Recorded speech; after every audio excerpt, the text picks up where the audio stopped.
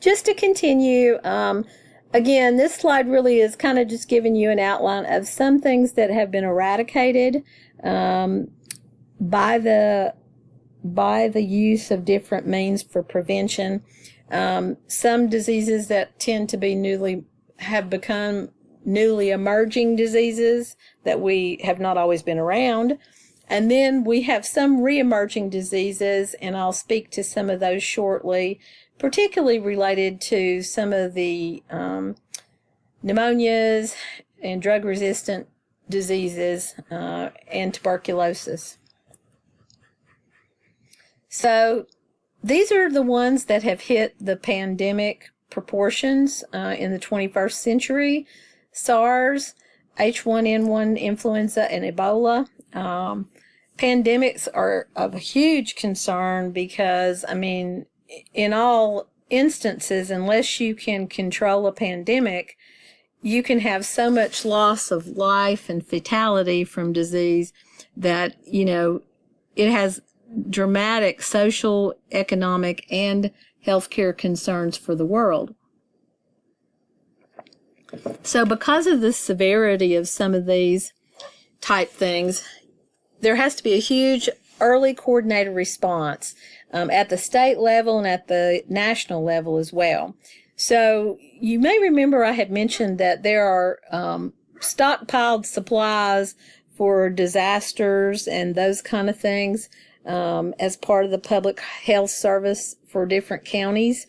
Sometimes that a resource poor county might, you know, kind of have those kind of things available more at a regional level, where a few close counties might share some of the cost of having that prepared.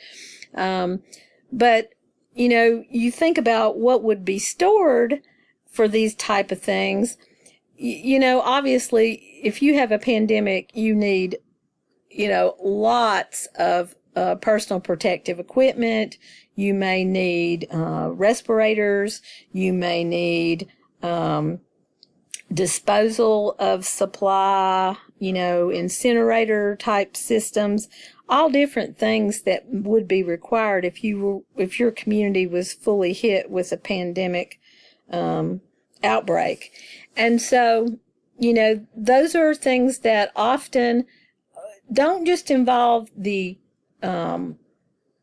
public health department, but it's often a coordinated for an area or a county or a region, however they set it up. It is coordinated in the sense that, you know, your fire department, your EMS, your police, all of those entities know and have worked together as a team to develop the outlay of supplies, things they would need to have in place. And so the more a community has come together to pre-plan for those kind of events, obviously the better supply-wise, personnel-wise, knowledge and capability and skill-wise they are to try to get that situation more under control. And often key is, as soon as it becomes known, the public health department has to speak up and say, like, we've got to go to, you know, a high level of concern early and get all things in place to control spread of the disease and to treat what can be treated as fast as possible also. So you not only would you have supplies like medical supplies, but you may have, you know,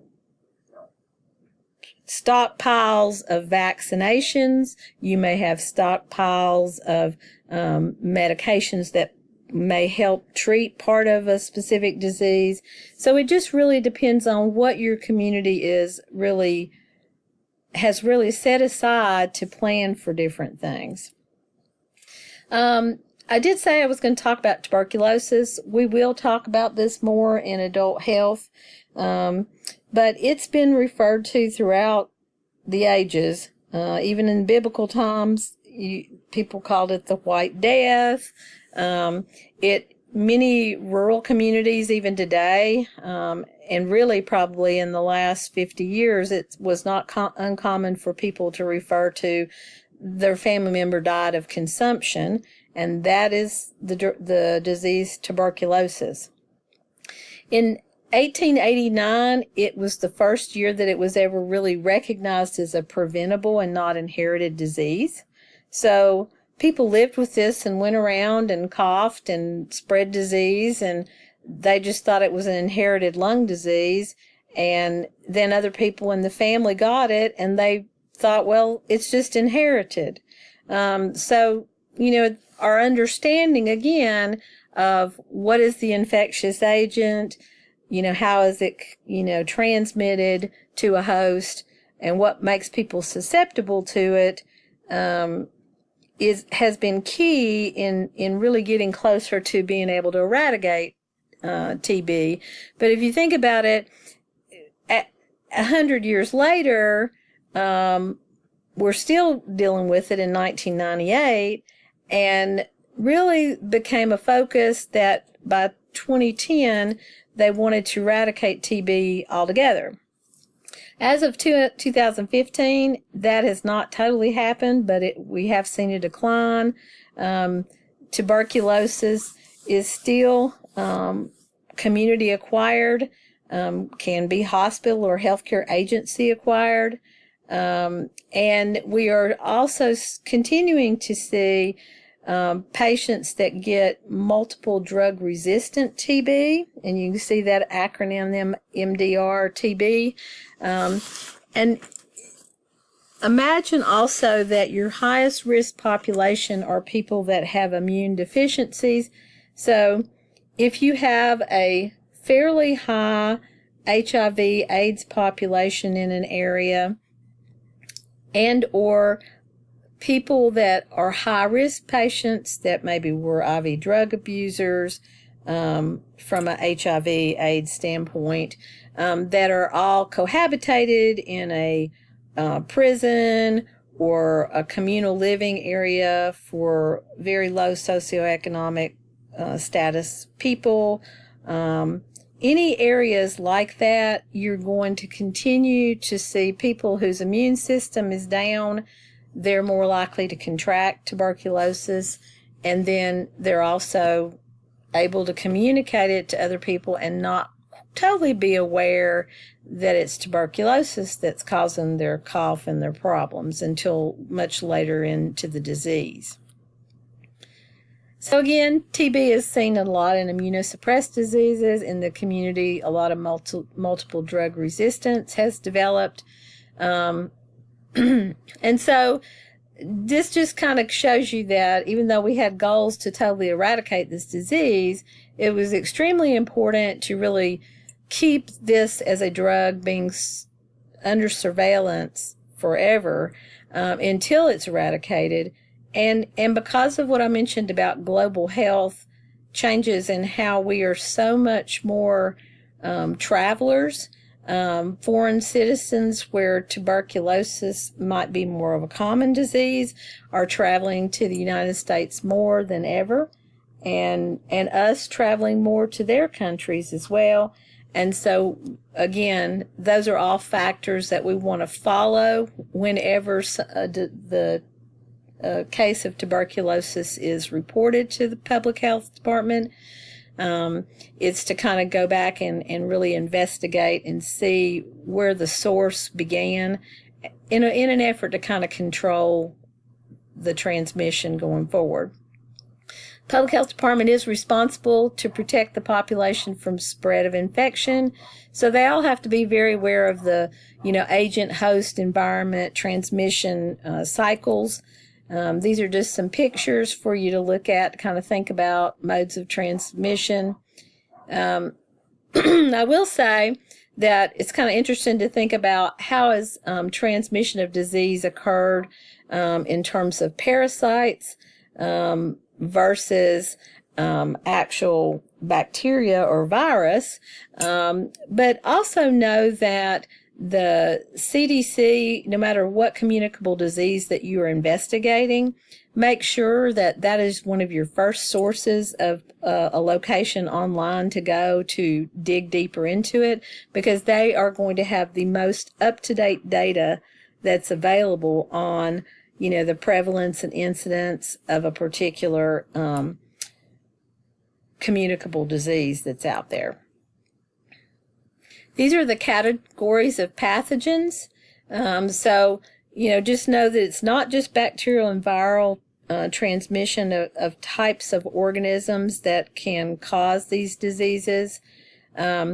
Besides those particular pathogens,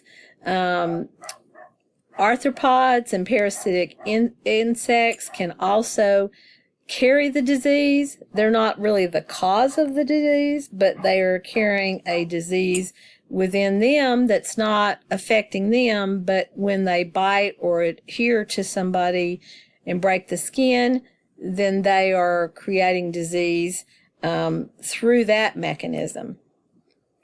Be familiar with this particular table. I think you'll probably have some test questions where you've got to identify, what category of infectious agent is a particular disease associated with. So kind of understanding the types of agents and which diseases go with them is a key point to know. This just kind of talks about the reservoir where the disease or the pathogen would potentially grow, and then how the life cycle of a disease kind of goes through the human body is important too. You will hear terms about susceptibility and immunity. I wouldn't get as concerned about knowing the differences between humoral or cellular immunity. We're going to, in Adult Health 2, deal with immunity in a lot more detail. So some of that information will be more key when we get to that. It is important, however, to know that in terms of a host can have what's called a colonized communicable disease, and this is where they have the, whatever it be, whether it's a bacteria or whatever agent it is, in their body, bloodstream, what have you, and yet they have had it for a while, or their body's just been able to not be totally affected by it, and yet there's enough of the germs of that agent in them to be able to spread that disease to other people while not having any signs or symptoms of infection. No fever, no purulent drainage, no cough, no diarrhea, no other symptoms, but yet they're a carrier of the disease. Again, you can think about active immunity is when a person has been exposed to an agent, built up antibodies to that agent, and now they can ward off that agent in subsequent exposures. And passive immunity can be transferred from like a mother to a fetus. Some people tend to just have a natural immunity that's not fully understood. And then there are artificial ways that we create a passive immunity with not exposing people to the disease, but sort of artificially exposing them to a dead virus, for example, and then they sort of develop what we call a passive immunity. So as a nurse in public health, our key things are trying to break the cycle of infection.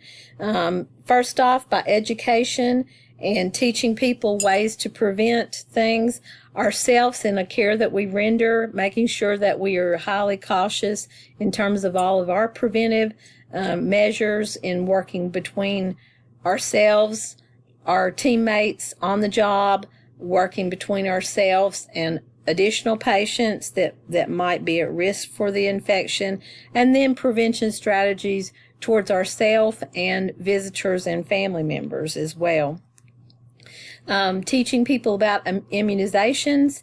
I have included you a couple of videos related to the pros and cons of vaccination.